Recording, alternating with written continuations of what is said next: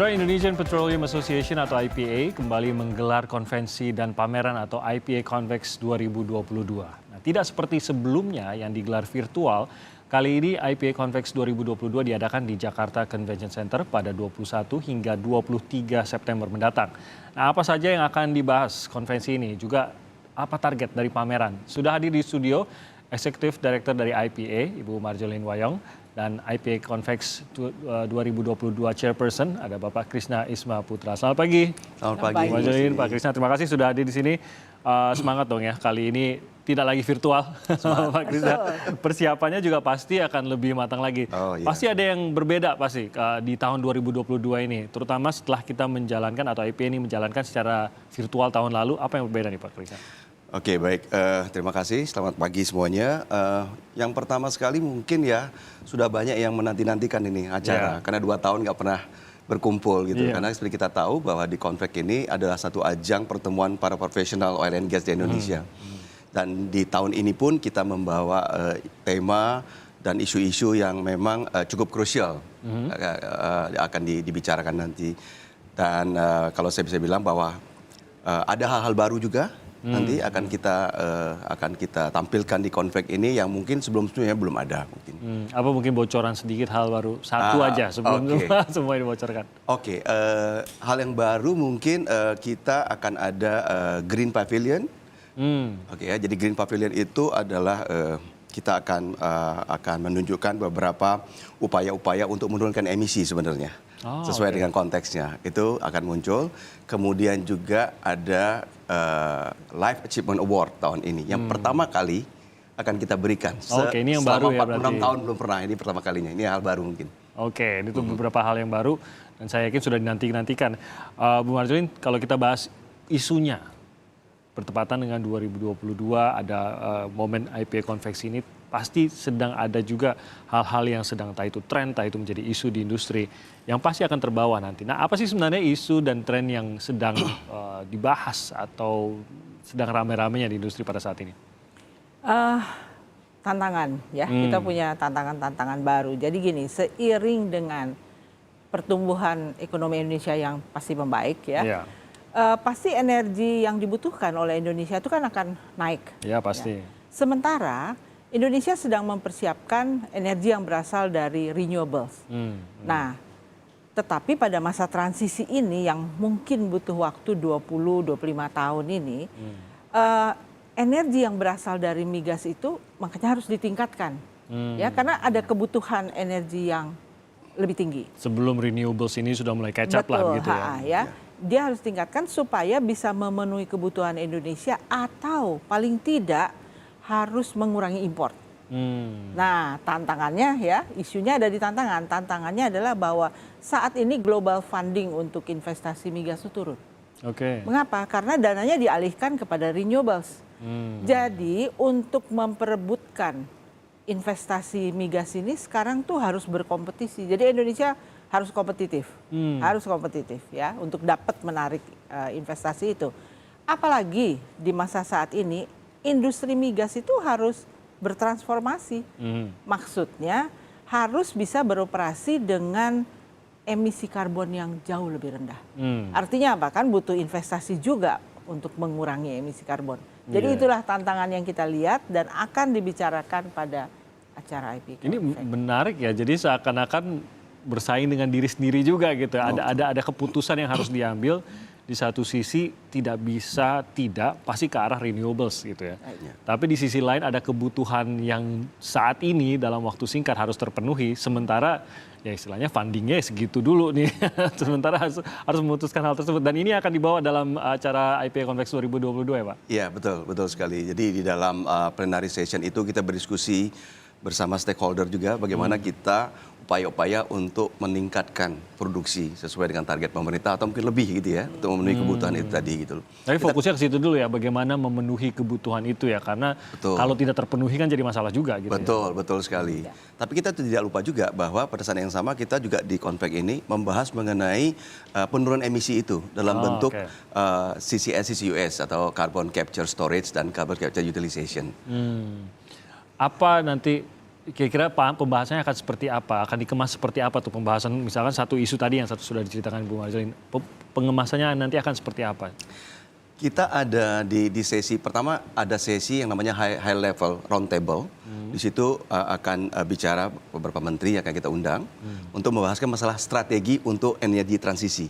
Seperti katakan Bu Mia tadi, memenuhi kebutuhan saat ini dan ke depan tanpa harus mengorbankan climate change lah misalnya kayak gitu. Itu di high level round table-nya. Kemudian ada sesi khusus membicarakan mengenai bagaimana meningkatkan produksi. Jadi ada dari pemerintah, ada dari praktisi, ada dari industri begitu ya, dan ada juga dari parlemen dan sebagainya nanti akan ikut bicara. Oke, kita kalau mau mengadres masalahnya sebenarnya memang tidak bisa hanya melibatkan anggota IPA saja gitu ya Bu. Betul.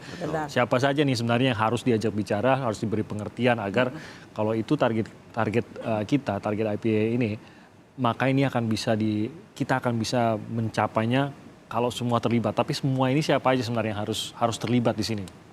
Kalau saya bilang sih pasti pemerintah ya, tetapi selain pemerintah juga adalah yang lain-lain seperti pelaku bisnis pada oil and gas ya, bahkan bukan hanya pelaku bisnis pada oil and gas, tetapi juga para service provider, karena ini kan teknologinya tinggi, jadi butuh peralatan maupun teknik-teknik dari para service provider itu.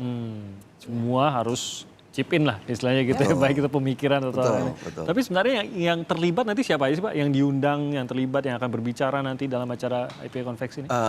Seperti Bu Meti bilang, yang paling penting adalah pemerintah akan hadir. Jadi urusan dari pemerintah ada menteri-menteri nanti yang akan ada menteri dari Menteri SDM tentunya, Kementerian Keuangan, kemudian juga yang sekarang dari parlemen juga ada nanti. Kita akan jadi pembicara untuk mendiskusikan itu. Kemudian dari multinational oil and gas company yang beroperasi di Indonesia, itu sangat penting karena mereka pemainnya ya gitu ya. Mereka harus memberikan pandangan kepada pemerintah seperti apa dan juga memberikan komitmen kalau bisa gitu ya. Jadi semua pihak berkomitmen bagaimana kita mencapai ini gitu. Selain itu juga seperti tadi saya katakan itu ada juga para expert untuk membicarakan mengenai CCS, juga ada perwakilan dari financial institution untuk bagaimana kita bisa mengimplementasikan CCS. Karena CCS ini adalah salah satu kapabilitas dari industri oil and gas Indonesia gitu. Gitu ya. Nah, tadi selain mungkin ada banyak sesi sharing, sesi tanya jawab dan lain-lain. Ada target komitmen apa sebenarnya kalau di dalam IPA Convex kali ini, atau paling tidak keinginan agar bisa membakukan kerjasama kah atau seperti apa nanti yang diharapkan muncul? Oke, minimum kita berharapkan dengan kita membicarakan itu bersama-sama, kita mempunyai persepsi yang sama mengenai persoalan. Itu adalah landasan yang paling penting saat ini gitu. Karena kadang-kadang the way kita melihat persoalan itu masing-masing itu berbeda-beda. Ya, nah ini kita harus menyamakan dulu persepsinya, ini masalahnya kita. Setelah itu diharapkan berikutnya action apa bersama yang bisa kita lakukan. Saya rasa itu yang ingin kita capai gitu. Artinya bahwa sesi ini hanya 3 hari gitu, tapi kita akan fokus di situ, Glenn. Oke, kalau Ibu Marjolin ingin lihat apa sih Bu sebenarnya dengan acara seperti IPA Convex ini? Pertama adanya sinergi, karena ini pekerjaan besar. Ya. Memproduksi lebih tinggi, menaikkan produksi minyak dan gas sekaligus mengurangi emisi karbon, itu bukan pekerjaan kecil dan melibatkan banyak pihak. Nah, yang saya lihat seringkali tanpa sinergi yang bagus, kita majunya susah gitu, mencapai tujuan kita susah. Karena memang tidak mungkin jalan sendiri dalam hal ini gitu ya. Jadi kita harus menyamakan dulu pandangan, persepsi, dan mudah-mudahan dengan cara ini ada 2 hal. Satu, kita saling mendengar dan bisa maju bersama. Kedua, untuk orang-orang awam yang tidak terlibat langsung, tahu bahwa Indonesia tuh sedang menuju ke tempat yang lebih baik. Harus tahu mereka sedang. Itu tidak banyak yang tahu. Jadi mudah-mudahan IPA Convex itu bisa menunjukkan bahwa Indonesia sedang menuju tempat yang lebih baik. Oke, mengenai IPA Convex yang akan berlangsung pada akhir bulan September ini, tanggal 21 hingga 23 September lebih tepatnya. Ada beberapa isu tadi yang sudah dibahas juga, yang akan dibawa menjadi pembahasan dan dicoba cari solusinya juga dalam IPA Convex yang akan berlangsung nanti. Nah, saya kembali lagi ke Ibu Marjolin, ke isu dekarbonisasi. Tadi Pak Krisna sebenarnya sudah sempat menyebut sedikit gitu. Nah, ini kan juga dilakukan oleh Indonesia juga. Eropa kita tahu sudah terlebih dahulu membawa isu ini, mencoba mencari solusinya juga. Nah, bagaimana dengan Indonesia? Apa pendapat Ibu mengenai hal ini dan apa sebenarnya yang harus menjadi fokus di sini? Ya, Indonesia sekarang sedang dalam proses untuk bisa menurunkan emisi karbon pada kegiatan-kegiatannya gitu dengan cara yang dengan signifikan. Jadi bukan hanya turun sedikit ya, tapi signifikan. Secara teknologi, industri migas di Indonesia itu punya kemampuan itu, dan kami juga punya potensi dari reservoir-reservoir yang di bawah tanah yang dapat menjadi tempat penyimpanan. Ya, jadi dari segi itu ya. Akan tetapi sekarang yang sedang dibicarakan juga dengan giat adalah bagaimana kita bisa melakukan usaha penurunan karbon ini dengan cara yang komersial. Sehingga para investor itu dengan senang hati mau melakukannya. Lebih tertarik jadinya. Ya. Jadi itu sedang kita bicarakan. Caranya belum ditemukan gitu caranya, atau sudah mulai tergambarkan apa yang bisa dilakukan? Saat ini sedang dilakukan beberapa evaluasi maupun persiapan dari peraturan-peraturan yang memastikan secara komersial bagaimana sih bisnis modelnya. Nah, ini hal yang agak baru kan, ya. Sebenarnya industri migas itu sudah banyak melakukan penginjeksian ke dalam bumi, tetapi bukan dalam rangka mengurangi emisi besar-besaran. Nah, kalau kita ngomong pengurangan emisi besar-besaran, maka bisnis modelnya harus diteliti sehingga secara teknis bisa dilakukan, secara komersil pun tidak menakutkan untuk para investor. Jadi sustainable juga gitu ya, bisa tahan juga gitu. Nah, isu ini akan dibawa Pak Krisna dalam pembahasan. Betul sekali. Jadi ada satu topik khusus yang kita bahas di situ. Kita juga mengundang tentunya dari SDM gitu ya, sebagai regulator. Kita juga mengundang praktisi dunia yang sudah menjalankan itu di global gitu ya. Dan kita juga mengundang praktisi yang ada di dalam negeri di Indonesia. Artinya meskipun Ibu Meliti mengatakan bahwa persiapan-persiapan itu kan sudah banyak studi yang dilakukan ya, uji coba dan sebagainya sudah dilakukan. Nah, ini kita undang. Plus kita mengundang juga financial institution ya. Karena Ibu Meliti katakan tadi kan komersialisasi penting juga soalnya. Penting. Ya. Jadi mereka juga kita undang untuk bersama-sama kita melihat persoalannya dan memahaminya bersama-sama, kemudian memberikan masukan kepada pemerintah untuk jalan keluarnya. Oke, jadi tadi banyak yang terlibat di sini. Dan tampaknya IPA Convex ini bukan hanya melibatkan di dalam negeri saja tadi seperti dikatakan Pak Krisna, siapa saja yang juga terlibat dari luar Indonesia dan peran apa yang diharapkan, karena kita tahu bahwa ya Indonesia tidak mungkin sendirian lah dalam membahas ini, ada teknologi yang mungkin juga harus kita pahami, kita adaptasi juga, kita adopsi maksud saya, dan ada hal-hal lain juga yang melibatkan pihak-pihak di luar Indonesia juga, siapa saja di sini yang terlibat dan apa peran yang diharapkan dari mereka. Baik, terima kasih. Majority adalah dari pemain global lah ya, dari oil and gas yang kita akan hadir di sana. Karena ini dua sisi sebenarnya. Di satu sisi kita butuh teknologi, butuh pengalamannya mereka itu, dan butuh investasi tentunya dari mereka ini. Di samping itu, yang sisi yang lainnya adalah kita juga memperlihatkan ke mereka bahwa kita punya potensi yang luar biasa Indonesia ini gitu ya. Jadi sehingga ada ketertarikan di situ. Itu yang kita harapkan gitu ya. Jadi ada praktisi dari internasional yang akan bicara di situ. Kemudian juga tadi financial institution yang di sini. Di samping itu yang akan menghadiri acara ini dalam arti sebagai partisipan juga cukup banyak dari luar negeri. Itu tadi. Jadi mereka yang dari luar juga mendaftarkan diri untuk ikut di Convex ini. Mereka juga ingin tahu juga. Mereka ingin gitu. tahu juga, betul. Itu menarik tuh, bahwa bukan hanya sebagai tempat untuk bertemu, membahas begitu, tapi juga bisa menjadi kesempatan bagi Indonesia untuk showcasing juga. Indonesia bisa apa, Indonesia punya apa gitu. Nah, apa yang bisa ditunjukkan Indonesia dalam acara seperti ini yang juga dilirik atau diikuti oleh banyak pihak dari luar negeri juga? Apa yang bisa ditunjukkan, Bu? Saya pikir pertama komitmen pemerintah. Ya, jadi kalau ada yang mau berpartisipasi sebagai investor itu nggak takut. Tahu bahwa ada komitmen pemerintah, karena nanti ada sesi di mana pemerintah juga sedang menunjukkan proyek-proyek apa yang sedang dilakukan saat ini ya, yang mungkin nggak banyak orang tahu. Jadi dia tahu komitmen Indonesia, mereka juga bisa berdiskusi langsung karena kami akan bertemu secara langsung dengan pihak-pihak yang bisa memberi informasi lebih jauh mengenai pelaksanaan penurunan karbon, mengenai pelaksanaan untuk meningkatkan produksi, ada di situ. Ini yang bisa ditunjukkan. Kalau dari Pak Krisna mungkin bisa mau menambahkan apa kira-kira yang bisa ditunjukkan oleh Indonesia? Mungkin sebagian besar sudah disampaikan oleh Bu Meti tadi ya. Tapi juga kita seperti dikatakan kita juga ingin memperlihatkan the real project juga, itu penting.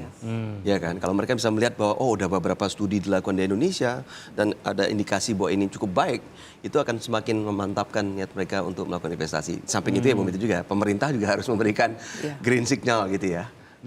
Untuk menjamin bahwa investasi ini memang kompetitif dan baik untuk mereka. Memang ini yang dicari-cari oleh investor pastinya ya. Jadi keterlibatan pemerintah di acara IPA Convex ini juga menjadi kunci, khususnya mungkin dalam hal itu tadi salah satunya mengenai regulasi juga. Nah, jadi karbon ini kan menjadi bahasan besar juga nih di G20 gitu, Pak Krisna dan Ibu juga, pajak karbon dan lain-lain gitu. Nah, dukungan berupa regulasi seperti apa nih sebenarnya Bu yang dibutuhkan oleh IPA pada saat ini? Kata singkatnya adalah kepastian hukum. Karena industri minyak dan gas yang untuk menaikkan produksi tetapi dengan emisi yang karbon yang rendah itu jangka panjang. Ya, 30 sampai 50 tahun. Karena itu kepastian hukum itu menjadi sangat penting.